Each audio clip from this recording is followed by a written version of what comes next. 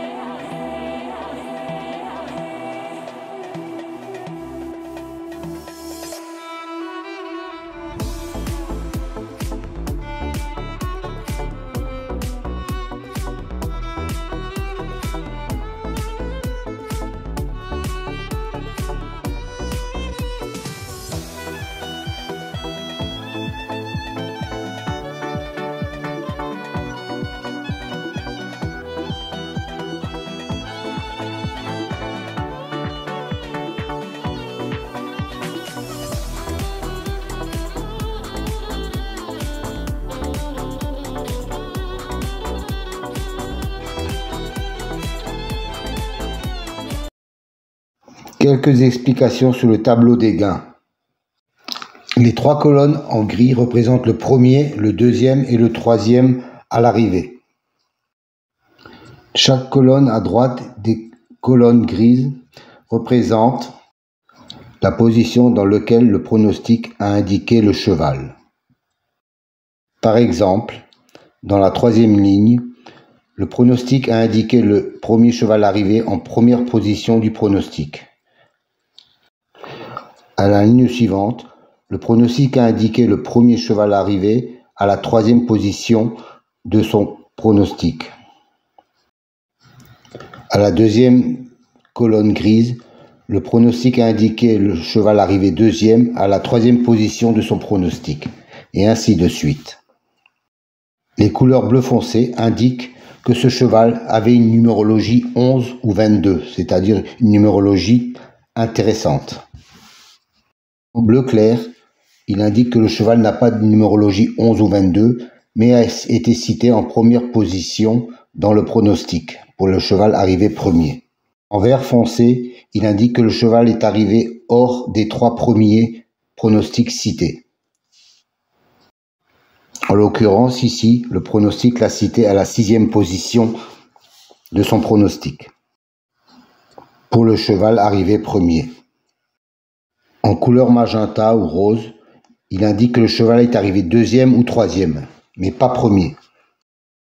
Dans les colonnes qui n'ont pas de couleur, il indique que les chevaux ont été indiqués, mais au-delà de la troisième position du pronostic. Par exemple, le cheval numéro 2 a été cité à la position numéro 5. Ensuite, vous avez le rapport pour les chevaux concernés.